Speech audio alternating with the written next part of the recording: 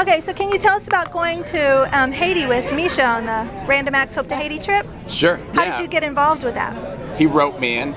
He wrote me in because, well, last year I was supposed to go, and I was working on the show, so which is probably why I agree. It's like, I'd love to go, but I'm working on a TV show, so I can't. And now that I'm no longer working on a TV show, I had absolutely no excuse. So disappointed Eureka got canceled. I love know, it was a Eureka. Good run. It was, and I think this is the best season that we've done. Yes, so, I definitely. I watched. Doing an interview here, it's fun, it's entertaining. It's one of my favorite shows. So Misha roped you in? What's that? Yeah, he completely wrote me. I mean, I've known Misha for over 10 years. So we met at an audition and got along, and then we bumped into each other in a hardware store. We were both renovating our houses and got to talking about that. And he's a phenomenal guy. He's a great guy. So you try to keep people who are really nice around you as things go on. And then he's done his show and he's doing great, and my show did okay. And so we're, it's fun to sort of go on that journey with somebody. So what was it like down there? It was great. It's rough. I mean, it's going to be rough there for a while. It's not a quick fix. Right. So, if people are looking for a quick fix, steer clear.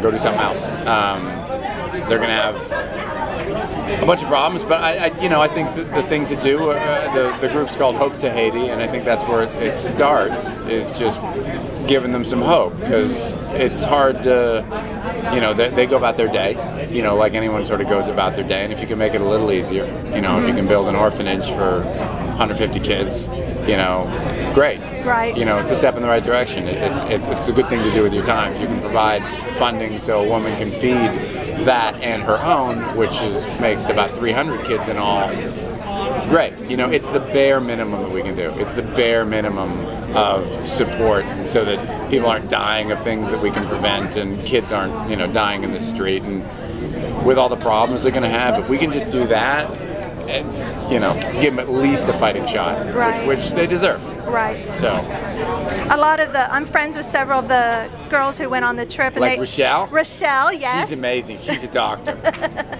And she said to say hi, by the way. And hello, Rochelle.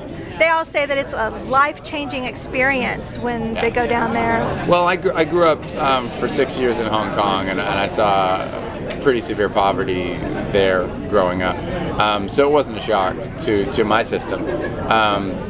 But it's like, there's malaria down there, there's cholera, there's typhoid, there's so when you come back to your first world bubble where you don't have to worry about typhoid or cholera, you can get bit by a mosquito, doesn't mean anything. It's a huge luxury that life is so safe here, and it's sort of that juxtaposition that makes you sort of want to go there and try to help them make life a little bit safer. Ironically, the cholera was brought in by an aid worker. They'd eradicated it. Great. What a nice parting gift. Right, right. So, like, if things weren't hard enough, they've aid workers bringing in diseases. Fantastic. What could we that we aren't able to go on the trip? Is there anything that we can do to help? I'm not one to push. Like, yeah, of course, there's something you can do if you want. You can give. You can donate to Random Acts and Hope2Haiti, and that's one way. If you're not inclined to do it, then don't do something else, or don't do anything. So you can do that. If you want to do something, you can give. $5 helps. $10 helps. Especially in an organization like Hope2Haiti, which is so streamlined. There's no overhead. No one's making a salary. Right. So, all that money, $5, actually goes to the orphanage. It buys a bunch of pens. It buys a bunch of paint. It's little things like that make a huge difference, and that's what I'd like to get across to people.